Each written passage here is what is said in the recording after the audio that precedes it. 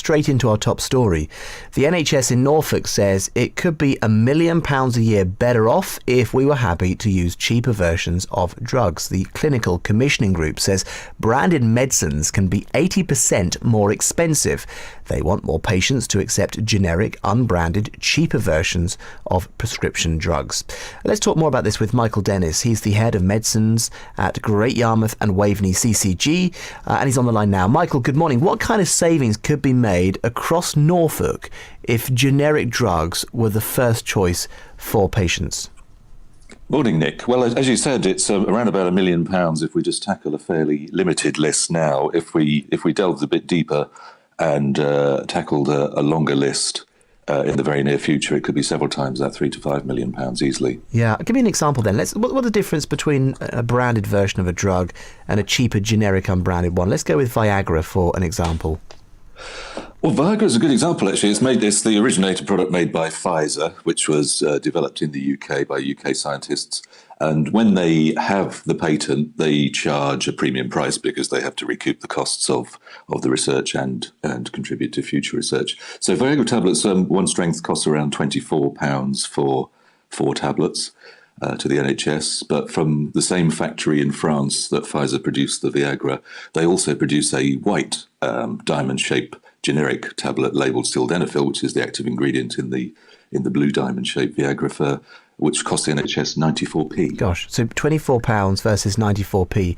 That's right. And if they're the same thing, then surely there's only one way to go, and that's to go for the cheaper option. So why bother giving patients the choice?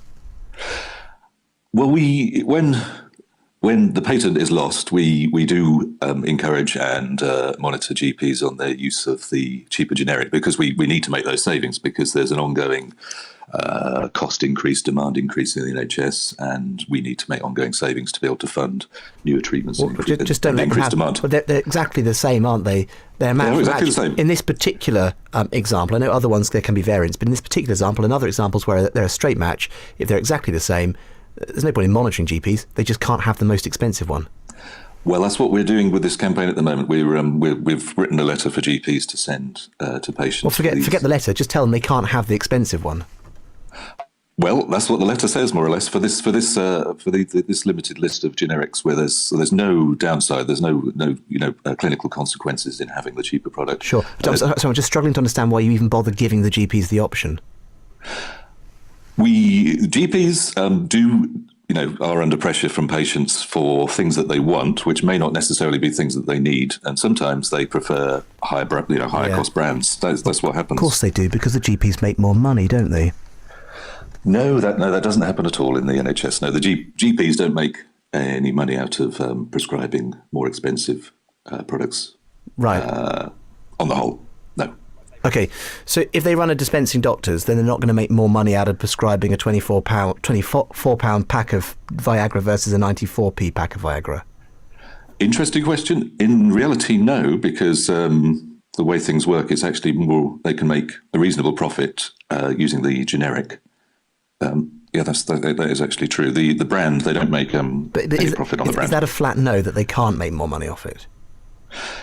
Off of brands like Viagra? Yeah. No, they don't make any money out of that, no. Okay, all right. So, but again, forgive me, because I've got a very simplistic view of this. I still don't really understand why, and Viagra's a very good example, when one pack is £24 and one pack for 4 and one pack is 94p for 4, why you'd even consider giving the £24 pack away when they're exactly the same. I mean, why bother giving them the option? Surely if you put that in front of a GP, it would only be somebody who really is rather silly who would be handing out the £24 pack of Viagra. Well, the Viagra example isn't a terribly good example. We don't really have anybody on Viagra significantly in the Norfolk area, to be honest. Okay. There are other generics that we're tackling where, for whatever reason, patients may have been put on repeat the more expensive product. The GP may not necessarily know, so we're highlighting it to GPs, and we're just getting them to write to the patients to inform them that it'll be changed to an identical product. So Viagra, that's a little bit of a red herring. But, sure. Yeah. Let's move away from Viagra then. So the GPs will then write to the patient, and they will say to the patient, we're moving you on to a cheaper product. That's right.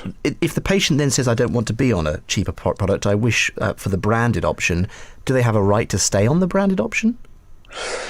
That's something that we'll have to negotiate with individual patients if they complain about it. We'd ask them to try the product. You won't notice any difference in any of these products, to be honest, because they will be getting the same active ingredient, and it will be equally effective but much more cost effective for the NHS. So there's no reason why they shouldn't try it and get on fine. Who do you have to convince more about using generic drugs, patients or GPs? It's, to a certain extent, patients. I think that we will have some attachment to brand names and perceive that more expensive may be better. So I think that's the message we need to get across, that actually in most medicines, there's no reason at all to have the more expensive product. Yeah, and what would you say to somebody convinced that the cheaper version of a drug doesn't agree with them or doesn't work as well? I'd encourage them to try it and let us know if there's any issues. There's very unlikely to be any issues, to be honest. They've got exactly the same product in them. Often they're made on the same production line.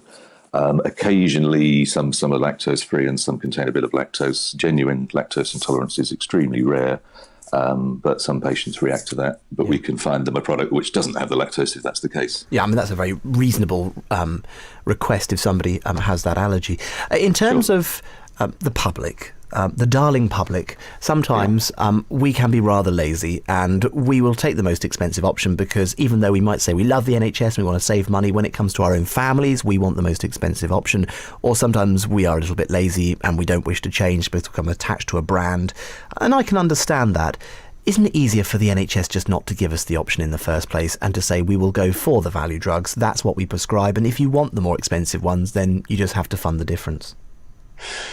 At the moment in the NHS, we're not able to do that with the NHS constitution as it is, but our local policy says that in this particular list that we've produced, that we are pushing to move people from the more expensive brands to the cheaper generics. So we have a policy that that is what we plan to do. And you will save this money? We will, yes. Good to have you on this morning. Thank you, Michael Dennis. Okay.